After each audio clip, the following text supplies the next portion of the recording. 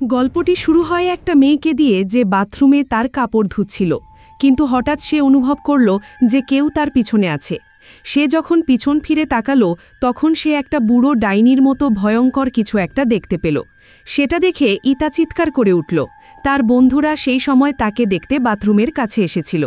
দরজা খোলার সাথে সাথে ইতা এমনভাবে দাঁড়িয়েছিল যেন কেউ তার আত্মা কেড়ে নিয়েছে। গল্পটিতে এখন দেখানো হয়েছে 2 দিন আগের ঘটনা, যেখানে ইতা এবং তার ছোটবেলার বন্ধু মায়া কথা বলছে।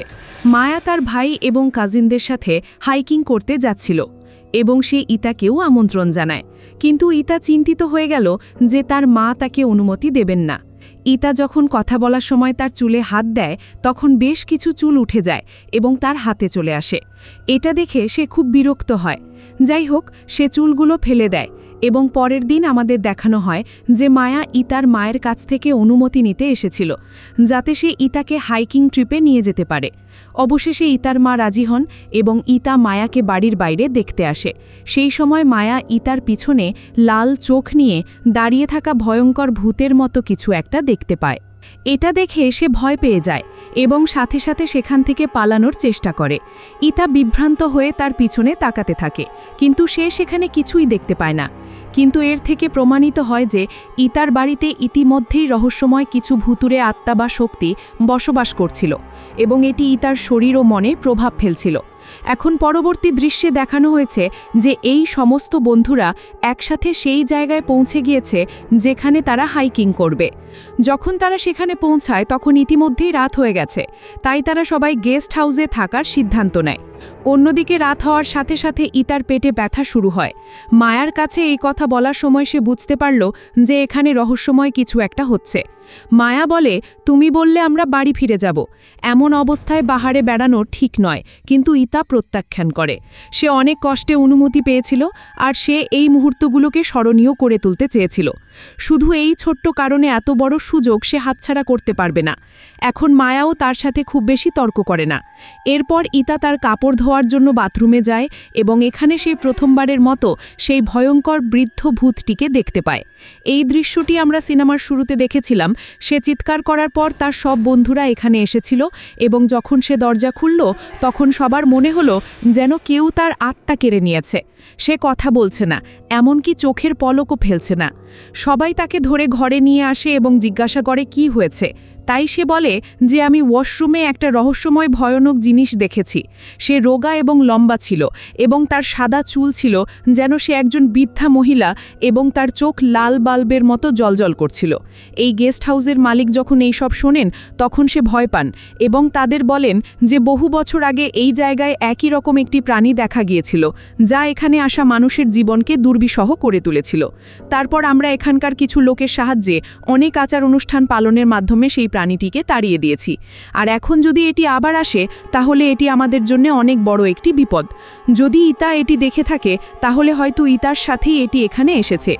এই কথা শুনে এখানকার সবাই ভয় পেয়ে যায় এবং এই ছেলেদের মধ্যে একজন বলে যে আমাদের ইতাকে বাড়িতে ফেরত পাঠানো উচিত। কিন্তু মায়া এটা চায়নি, কারণ মায়া জানতো ইতা কতটা এক্সাইটেড ছিল এই ভ্রমণের জন্য এবং এরপরে সে আর কখনো অনুমতি পাবে না। যাই হোক, এই সময়ের মধ্যে সবাই ঘুমিয়ে পড়ে এবং পরের দিন সকালে যখন সবাই ঘুম থেকে ওঠে তখন ইতা এতটা এক্সাইটেড ছিল যে তাকে দেখে কেউই মনে করবে না যে রাতে তার সাথে কিছু হয়েছে।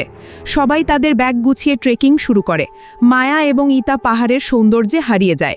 ইতা তার ক্যামেরা কেন বাড়িতে ভুলে রেখে এসেছে তা নিয়ে আফসোস করতে থাকে। পরের দৃশ্যটি ইতার মায়ের বাড়িতে চলে যায়। যখন সে ঘর পরিষ্কার করছিল তখন সে ইতার ডাস্টবিনে চুলের স্তূপ এবং রক্তমাখা টিস্যু দেখে। এগুলো দেখে সে ঘাবড়ে যায় এবং সে ইতার বাবাকেও জানালো, কিন্তু সে বলল এই ধরনের ছোটখাটো বিষয়গুলোকে খুব বেশি গুরুত্ব সহকারে নেওয়া উচিত নয়। তুমি ইতা এলে তাকে ডাক্তারের কাছে নিয়ে যেতে পারো।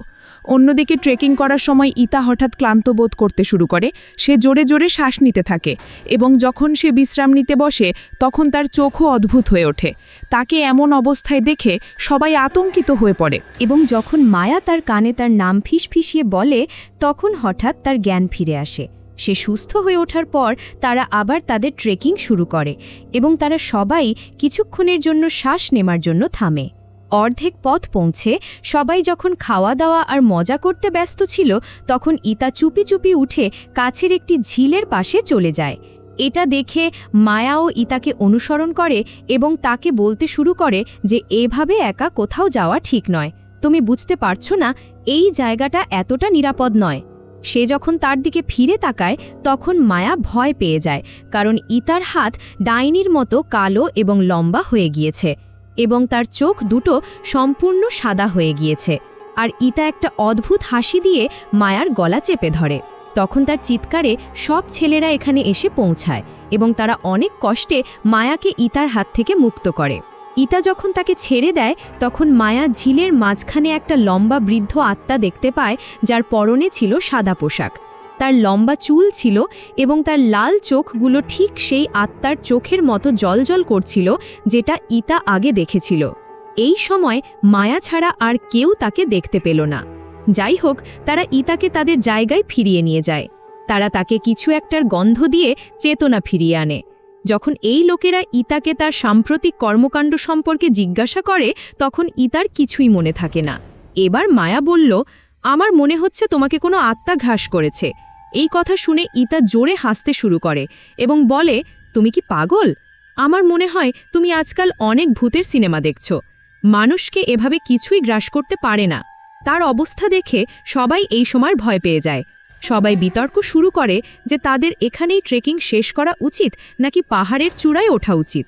এই কথা শুনে ইতা রেগে যায় এবং বলে, আমি পাহাড়ের চূড়ায় উঠব। এটা প্রথম এবং শেষবারের মতো আমার এই সুযোগ। আমি এই সুযোগটি হাতছাড়া করব না।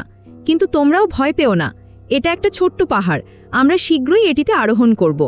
ইতার কথা সকলকে উৎসাহিত করে এবং তারা সবাই আবার তাদের পর্বতারোহণ শুরু করে। উপরে ওঠার সময় কিছুটা দূরে যাওয়ার পর তাদের মনে হয়েছিল যেন কেউ তাদের চারপাশে দৌড়াচ্ছে এবং তারা সেই জায়গায় একটি শিশুর হাসি শুনতে পেল, যার কারণে সবাই ভয় পেয়ে গেল এবং মায়াও সেই ছায়াটি দেখতে পেল। মায়াও এবার এটি উপেক্ষা করে সবার সাথে পর্বতারোহণ চালিয়ে গেল। একটু এগিয়ে যাওয়ার পর মায়া দেখতে পেল একজন বৃদ্ধ লোক পথে দাঁড়িয়ে আছে। সবাই যখন সেই বৃদ্ধ লোকটির কাছে পৌঁছালো তখন তারা একটা ভয়ঙ্কর আওয়াজ শুনতে পেল। এই আওয়াজ এত জোরে ছিল যে তাদের কানে যন্ত্রণাদায়ক শব্দ হচ্ছিল এবং তারা হাত দিয়ে তাদের কান ঢেকে ফেলল। এমনকি সমস্ত লোক অজ্ঞান হয়ে গেল এবং যখন তারা জ্ঞান ফিরে পেল, মায়া দেখতে পেল যে বৃদ্ধ লোকটি এখান থেকে চলে গেছে। এখানে উপস্থিত ছেলেরা বলতে শুরু করল যে ইতার কারণেই তাদের সাথে এই অদ্ভুত জিনিসগুলি ঘটছে, কারণ তখন ইতার পিরিয়ড শুরু হয়েছিল। মেয়েদের এমন অবস্থায় প্রচুর নেতিবাচক শক্তি আকর্ষণ করে, আর ইতার কারণেই তাদের সাথে এই অদ্ভুত ঘটনাগুলি ঘটছে। এই কথা শুনে ইতা তাদের দিকে রাগান্বিতভাবে তাকায় এবং তার কথা উপেক্ষা করে। সবাই আবার তাদের হাঁটা চলা চালিয়ে যায়। তারা একটু হাঁটার পর ইতার অবস্থা আবার খারাপ হতে শুরু করে। তারা ইতাকে বসিয়ে পানি পান করায়। পানি পান করার সাথে সাথেই তার কপালে বলিরেখা দেখা দিতে শুরু করে। তার মুখ বিকৃত হয়ে যায় এবং তার শরীরও শক্ত হয়ে যায়। তার ঠোঁট সাদা হতে শুরু করে এবং সে এমনভাবে হাসে যেন ভয়ঙ্কর কোনো আত্মা তাকে গ্রাস করে ফেলেছে। যে ছেলেটি বারবার ইতাকে ছেড়ে যাওয়ার কথা বলছিল সে বলে, যদি তার অবস্থা একই থাকে তাহলে আমরাই পাহাড়ে উঠতে পারবো না। সেই কথা বলার সাথে সাথে ইতার শরীর কাঁপতে শুরু করে এবং সে এমন ভয়ঙ্করভাবে হাসতে শুরু করে যে তার হাসি পুরো পাহাড়ের বনে প্রতিধ্বনিত হতে থাকে। এই সময় সবাই ভয় পেয়ে যায়। মায়া বুঝতে পেরেছিল যে ইতার মানসিক অবস্থাও স্থিতিশীল নয়, তাই সে ইতা এবং সমস্ত লোককে ফিরে যেতে বলে এবং এই কথা শুনে সাদা চোখে ইতা তাদের রহস্যজনকভাবে বলে, চলে যাও, আমি এই পাহাড়ে উঠব, কারণ এই পাহাড় আমার হয়ে গেছে। এভাবে কথা বলতে বলতে তার চোখেও রক্ত এসে গেল। সবাই ভয় পেয়ে তার থেকে সরে গেল এবং মায়া বুঝতে পারল যে সেই একই আত্মা ইতাকে গ্রাস করেছে, যেটা সে বারবার ইতার পিছনে দেখছিল। ইতা সবাইকে বলে যে আমি চূড়ায় যাব এবং যে আমার পথে আসবে তাকেই মেরে ফেলব। এই কথাগুলো বলে সে একাই উপরে উঠতে শুরু করে। সবাই পিছন থেকে তার দিকে তাকাতে থাকে এবং কেউ কিছু বোঝার আগেই ইতা তাদের দৃষ্টির আড়ালে অদৃশ্য হয়ে গেল। মায়া, যে তখনও বিভ্রান্ত অবস্থায় দাঁড়িয়েছিল, সে দেখতে পেল যে একজন বৃদ্ধা এখনও দূর থেকে তাদের উপর নজর রাখছেন, আর এই বৃদ্ধা মহিলা এখনও মায়া ছাড়া আর কারো কাছে দৃশ্যমান নন। এখানে আমরা জানতে পারি যে মায়ার কাছে এক মহাশক্তি ছিল। তিনি আধ্যাত্মিক অন্তর্দৃষ্টি অর্জন করেছিলেন, যার কারণে তিনি সমস্ত আত্মা বা অন্যান্য প্রাণী দেখতে পেতেন। সেই কারণেই সিনেমার শুরু থেকেই এমন আত্মা যা সাধারণ মানুষের পক্ষে দেখা অসম্ভব, সেই সমস্ত আত্মা কেবল মায়ার কাছেই দৃশ্যমান ছিল। মায়া দ্রুত তার সব ভাই ও কাজিনদের বলে যে চলো ইতার পিছনে যাই। এই লোকেরা ইতার কাছে পৌঁছানোর সাথে সাথেই মায়া ইতার কাছে ছুটে যায় এবং তাকে এগিয়ে যেতে বাধা দেয়। এই সময় মায়ার চোখ দিয়ে অশ্রু ঝরছিল এবং ইতাও কাঁদতে শুরু করে।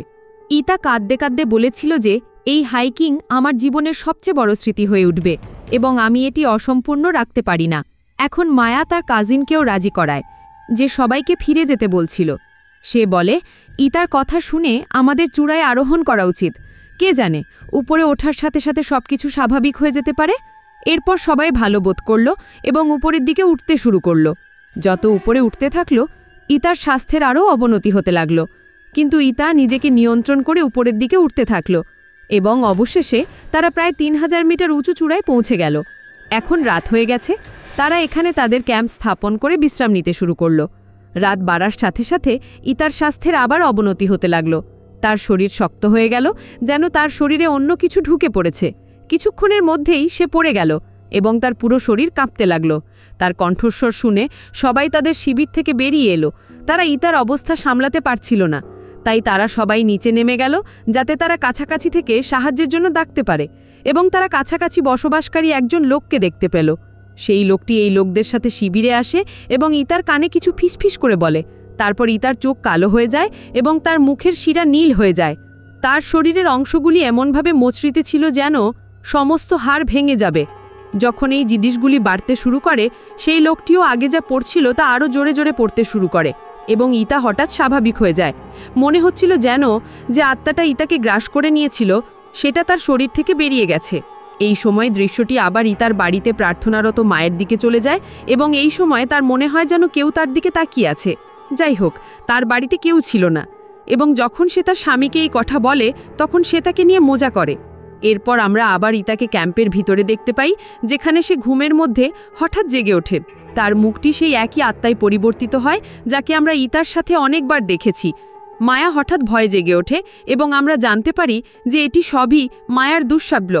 কিন্তু সে লক্ষ্য করে যে ইতা তার সাথে নেই, কিন্তু সে কিছুক্ষণ আগে তার সাথে শুয়েছিল এবং সে ইতাকে খুঁজতে বেরিয়ে যায়। পরবর্তীতে সে ইতাকে দেখতে পেয়েছিল, কিন্তু ইতাকে ডাকার পরে যখন সে তার দিকে ফিরেছিল তখন ইতার মুখটি আর তার নিজের মতো দেখাচ্ছিল না। এর মানে হচ্ছে মায়া যা স্বপ্ন দেখেছিল তা বাস্তবেও ঘটছে এবং মায়া এখানে বুঝতে পেরেছিল যে ইতা আবার কোনো আত্মা বা শয়তানের দখলে চলে গিয়েছে। মায়া ইতাকে একটা থাপ্পড় মারে এবং ইতার জ্ঞান ফিরে আসার সাথে সাথে সে তাকে তার ক্যাম্পে নিয়ে যায়। অবশেষে এখন সকাল হয়ে গেছে। সবাই তাদের ব্যাগ গুছিয়ে ফিরে যাওয়ার প্রস্তুতি নিতে শুরু করে। মায়া দেখতে পায় যে ইতা তাদের সাথে নেই। খুঁজতে খুঁজতে সে ইতার কাছে পৌঁছায় এবং ইতা তাতে বলে যে এখান থেকে যেতে আমার আর ইচ্ছে করছে না। আমার মনে হয় যেন এই পাহাড় আমার বাড়ি। এখানে যে শান্তি পাচ্ছি তা আমি কখনো অনুভব করিনি। ইতা যাওয়ার আগে কিছুক্ষণ ধরে একটা বড় পাথরের দিকে তাকিয়ে থাকে এবং এটির দিকে তাকিয়ে সে কিছু একটা বলেও যায়। মায়া ভাবল হয়তো সেও তার সাথে ঘটে যাওয়া একই বিষয় নিয়ে কথা বলছে। যাই হোক, সে তাকে কিছু বলে না এবং তারা গাড়িতে উঠে যায়। তাদের ফেরার যাত্রা একেবারে স্বাভাবিক ছিল এবং অবশেষে তারা এখন তাদের শহরে পৌঁছে গেছে। মায়ার ভাই ও চাচাতো ভাইরা ইতাকে তার বাড়িতে নামাতে এসেছিল। বাড়ি পৌঁছানোর পর ইতা তার মায়ের সাথে দেখাও করেনি এবং সোজা বাড়ির ভিতরে চলে যায়, যার ফলে তার মায়ের খুব অদ্ভুত অনুভূতি হচ্ছিল। আর মায়া এখান থেকে চলে যায় এবং রাত গভীর হওয়ার সাথে সাথেই ইতার স্বাস্থ্যের আবার অবনতি হতে লাগলো। তার শরীর প্রচণ্ড কাঁপতে থাকে এবং ইতা পাগলের মতো হাসতে শুরু করলো। তার হাসি ছিল ভয়ঙ্কর এবং তাকে এমন অবস্থায় দেখে তার মা ভয় পেয়ে গেলেন। তিনি মসজিদ থেকে একজন ধর্মগুরুকে ডাকলেন। তিনিও ইতার উপর দোয়া পড়লেন, কিন্তু তার কোনো দোয়াই ইতার উপর প্রভাব ফেলছিল না। সেই কারণে ইতার মা এবং বাবা তাকে হাসপাতালে নিয়ে গেলেন, কিন্তু হাসপাতালেও তার স্বাস্থ্যের কোনো উন্নতি হয়নি। ডাক্তাররা তার অসুস্থতা নির্ণয় করতে না পারার কারণে তার চিকিৎসা করতে পারছিলেন না। এখন যখন মায়া এবং তার ভাই ইতার সাথে দেখা করতে হাসপাতালে এলেন, তখন ইতার বাবা খুব রেগে গেলেন। এমনকি তিনি মায়া এবং তার ভাইকে ধমক দিয়ে বললেন যে মায়ার কারণেই এই সব ঘটেছে। মায়ার পীড়াপিড়িতে ইতা তাদের সাথে পাহাড়ে গিয়েছিল। সেখান থেকে ফিরে আসার পর থেকে তার স্বাস্থ্যের ক্রমাগত অবনতি হচ্ছে। তিনি তাকে বলেন যে তুমি যদি তাকে ট্রেকিংয়ে যেতে না বলতে তাহলে হয়তো আমার মেয়ে আজ ঠিক থাকতো। তিনি মায়াকে বলেন যে তুমি হয় কোনোভাবে এইসব ঠিক করে দাও, নইলে আমি তোমার বিরুদ্ধে পুলিশে অভিযোগ করব। মায়া বিরক্ত হয়ে গেল। এইসবের জন্য তার কোনো দোষ ছিল না। সে এখনও চিন্তিত এবং কলেজেও পেরেশান হয়ে থাকত। অন্যদিকে ইতা এখনও হাসপাতালে। মধ্যরাতে ইতা আবার সেই একই আত্মা দেখতে পায় যা সে সিনেমার শুরুতে দেখেছিল। একই রকম রোগা, লম্বা, বৃদ্ধ ডাইনি। তাকে দেখে ইতার স্বাস্থ্যের আবার অবনতি হয়। সকালে মায়াও তার সাথে দেখা করতে আসে। তারা নাস্তা খায়। মায়া তার সাথে অনেক কথা বলে এবং ইতা তাকে তার অবস্থা, কিভাবে সে ভয়ঙ্কর স্বপ্ন এবং জিনিসগুলি দেখে সেই সম্পর্কে বলে। মায়া তার কথা শুনছিল, কিন্তু মায়ার মনে হয়েছিল যে হয়তো ইতা তার মানসিক অবস্থা অস্থির হওয়ার কারণেই এই সব বলছে। সে এসে কলেজের বন্ধুদেরও এইসব কথা বলে। সবাই চিন্তিত হয়ে পড়ে এই ভেবে যে তারা জানে না কেন ইতা এমন হয়ে গেছে। পরের দিন সব বন্ধুরা একসাথে ইতার সাথে দেখা করতে যায় এবং তার জন্য প্রার্থনা করে যেন ইতা শীঘ্রই সুস্থ হয়ে তাদের সাথে ফিরে আসে। তাদের সাথে কথা বলার সময় ইতা হঠাৎ বাম দিকে মুখ ঘুরিয়ে নেয় এবং সে দরজার দিকে তাকাতে শুরু করে। সে মায়াকে বলে যে সে আবার ফিরে এসেছে, সে সেখানে আছে, কিন্তু দরজার কাছে কেউ কিছুই দেখতে পায়নি। সবাই তাকে বোঝানোর চেষ্টা করে যে দরজার কাছে কেউ নেই, কিন্তু ইতা কাউকেই ব্যাখ্যা করতে পারছিল না যে সে কী দেখছে। যাই হোক, রাত নেমে আসে এবং ইতার স্বাস্থ্যের আরও অবনতি ঘটে। তার শরীর কাঁপতে থাকে, তার শ্বাসকষ্ট শুরু হয় এবং রক্ত বমি করে সে মারা যায়। এই খবর তার পরিবার এবং বন্ধুদের কাছে পৌঁছানোর সাথে সাথে এক বিপর্যয় ঘটে। ইতার আকস্মিক মৃত্যুতে তার বাড়ির আশেপাশে সবাই অবাক হয়ে যায়। এইসব মাত্র কয়েকদিনের মধ্যে ঘটেছিল। ৩-৪ দিন আগে ইতা একেবারে সুস্থ ছিল, আর ইতা আজ তাদের মধ্যেও ছিল না। মায়ার অবস্থা এতটাই খারাপ হয়ে গিয়েছিল যে এমনকি সে তার সবচেয়ে ভালো বন্ধু ইতাকে কয়েক মাস পরেও ভুলতে পারেনি। ইতার মৃত্যুতে সবচেয়ে বেশি কষ্ট পেয়েছিল মায়া, আর এর একটা কারণ ছিল ইতার বাবা তার অবস্থা এবং মৃত্যুর জন্য মায়াকে দায়ী করেছিল। সে প্রতি রাতে ইতাকে স্বপ্ন দেখত। একদিন সে তার পুরনো স্মৃতি মনে করে। যখন হাইকিংয়ে যাচ্ছিল তখন ইতার বাবা গোপনে ইতাকে একটা কালো ব্যাগ দিয়েছিল এবং সে তাকে পাহাড়ের হ্রদে ফেলে দিতে বলেছিল, এবং ইতা সেখানে গিয়ে এটি ফেলে দিয়েছিল। আর মায়া সেই জায়গাতেই সেই আত্মাটি দেখেছে। এইসব কথা ভাবতে ভাবতে সে ভয় পেয়ে যায় আর সকালে ইতার মাকে সব কথা বলে। ইতার মাও অবাক হয়ে যায় আর সে তার স্বামীকে জিজ্ঞাসা করে, সেদিন তুমি ইতাকে যে কালো ব্যাগ দিয়েছিলে সেটা কি ছিল? তখন আমরা জানতে পারি যে ইতার বাবা ঘরের কাউকে একটা নির্দিষ্ট ঘরে যেতে দেন না। ইতার মা আজ রেগেছিলেন এবং সে ঘরের ভেতরে গেলেন। সেখানে তিনি দেখলেন ইতার বাবা একটা অদ্ভুত আচার অনুষ্ঠান করছেন। আসলে সে কালো জাদু করত, আর এর সাথে সাথে গল্পের রহস্য এখানেই প্রকাশ পায়। আসল ব্যাপারটা হলো ইতার বাবার ব্যবসা খুব খারাপ চলছিল। তার মনে হতে লাগলো যেন কেউ তার ওপর কালো জাদু করেছে, এবং যখনই সে জানতে পারল যে তার এক শত্রু তার ওপর কালো জাদু করছে, তখনই ইতার বাবা তার প্রতিশোধ নেওয়ার জন্য একজন তান্ত্রিকের সাথে যোগাযোগ করে। সেই তান্ত্রিক কালো জাদু করেছিল এবং ইতার বাবাকে একটা পুতুল দিয়েছিল যা তাকে বাড়ি থেকে অনেক দূরে ফেলে দিতে বলেছিল। এখন যখন ইতার বাবা সেই তান্ত্রিকের সাথে দেখা করে সেদিন বাড়ি ফিরে এসেছিল, তখন ইতা একই রাতে হাইকিং করতে যাচ্ছিল, তাই সে তাকে এই কাজটি অর্পণ করে। এই অভিশপ্ত কালো জাদু তার এবং তার মেয়ের যে ক্ষতি করতে পারে সে বুঝতে পারেনি। তার আগের দিন থেকেই, যখন থেকে তার বাবা এই কালো জাদুর অংশ হতে শুরু করছিলেন, ঠিক সেই দিন থেকেই ইতার স্বাস্থ্যেরও অবনতি হচ্ছিল। তার চুল পড়তে শুরু করে, তার মুখ এবং নাক দিয়ে রক্তপাত হতো। ইতার বাবা অন্যের ওপর কালো জাদু করছিলেন, কিন্তু তাদের ওপরেই এটি ঘুরে দাঁড়াচ্ছিল। যখন ইতার মা এই পুরো ঘটনাটা জানতে পারেন, তখন সে কেঁদে কেঁদে বলেন যে আমি তোমার কাছ থেকে এটা আশা করিনি, তুমি আমাদের মেয়েকে মেরে ফেলেছ। কিন্তু ইতার বাবাও এখানে কাঁদতে শুরু করেন এবং বলেন যে এটা করা আমার উদ্দেশ্য ছিল না। আমি আমার পরিবারকে বাঁচাতে এবং সব কিছু ঠিক করার জন্য সব কিছু করছিলাম। আমি কল্পনাও করতে পারিনি যে এর ফলে আমাদের ইতা মারা যাবে। ইতার বাবা এখন বুঝতে পেরেছিলেন যে তিনি তার ভুল কাজের শাস্তি পেয়েছেন। ইতার মৃত্যুর পর সবাই এখন তাদের জীবন নিয়ে এগিয়ে যেতে শুরু করেছে। আগের 6 বন্ধুর একই দল ইতার স্মরণে সেই একই পাহাড়ে হাইকিং করে, যেখানে মায়া একটা নির্দিষ্ট সময় ইতার ছায়া খুঁজে পায়। সে তার সাথে কথা বলতে শুরু করে এবং জানা যায় যে মায়া আজও ইতাকে ভোলেনি। আর এইটা দেখিয়ে সিনেমাটি এখানেই শেষ হয়ে যায়।